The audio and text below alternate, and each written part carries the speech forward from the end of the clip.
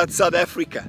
I want to say something in spite of our power problems. Our power, I believe, our ultimate power, does not lie in a power utility. It lies in the strength of our people.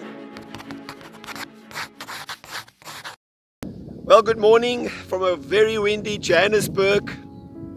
And load shedding. Is it the new pandemic we find in South Africa? And is there a cure? Or is it literally lights out for us? And excuse the pun. Or are we on the brink of a new horizon in our country? Well, welcome to Timeout. My name is Jack Windt. Many years ago, I had the privilege of visiting Zambia. It wasn't the first time I'd visited Zambia, but this time I noticed that there were billboards when I landed that were saying, "Don't encourage begging." And I thought that was interesting because Zambia was a poor country. And when I asked the local leaders why they'd put those billboards up, they said because they want to discourage begging as a culture because it was demeaning to their people. And I thought that was a great aspiration to have for your people. Now, many years later, I'm reminded of that incident in South Africa. Because if you've been in South Africa, you'll find that begging has increased exponentially all over the place. And let me just say, it's not always their fault. It's because of the exponential increase of poverty in our country. You see, we are not going to be judged by what spin politicians put on our situation. We are going to be judged on the ground by the poverty that exists amongst our people.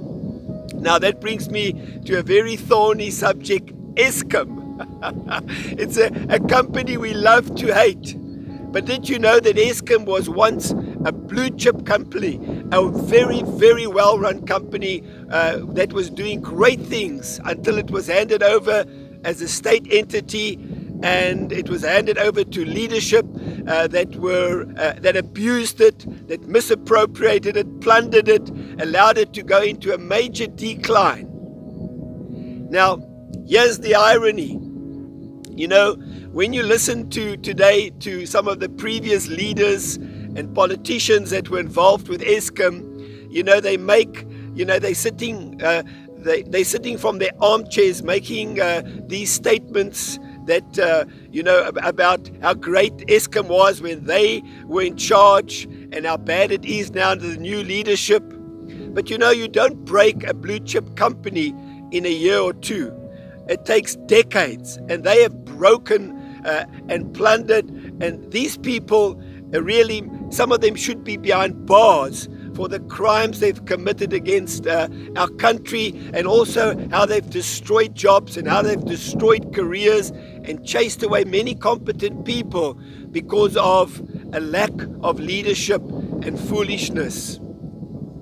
And I thought to myself, if Shakespeare was alive today and they asked him to write a play about ESKOM, it would probably be titled A Tale of Many Thieves, because that's exactly what it's been.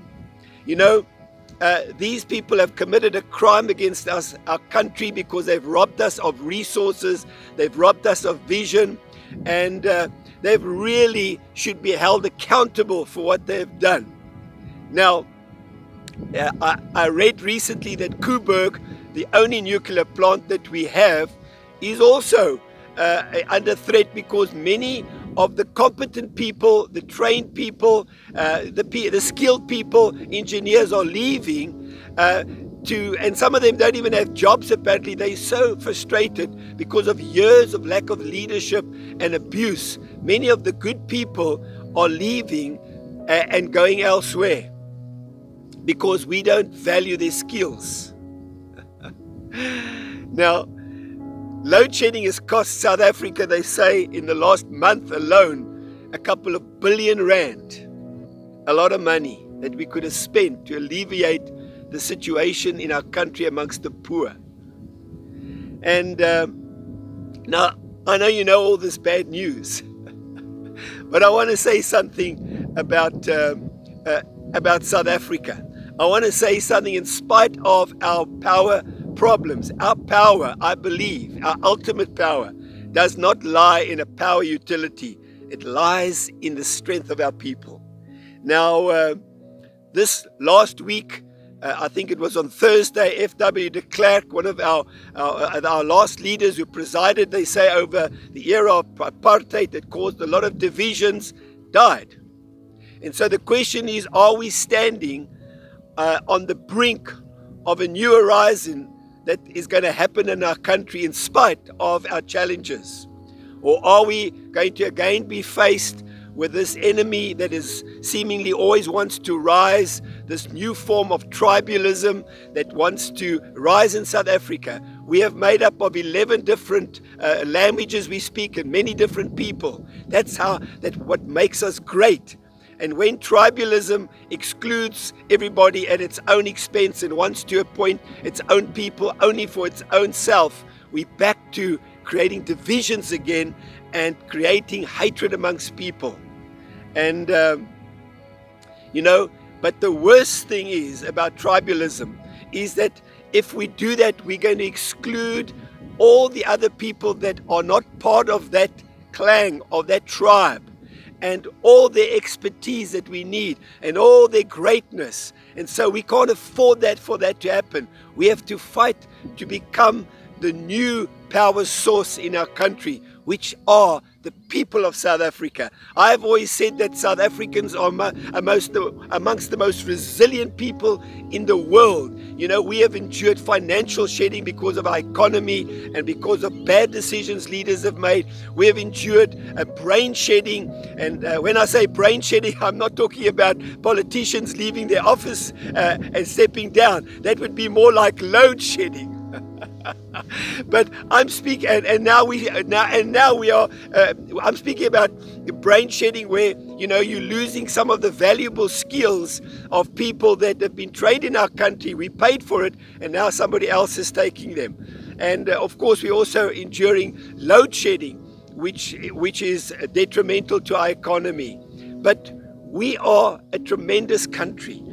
Anything is possible. And why I am optimistic this morning about our country is because I don't believe God's finished with South Africa.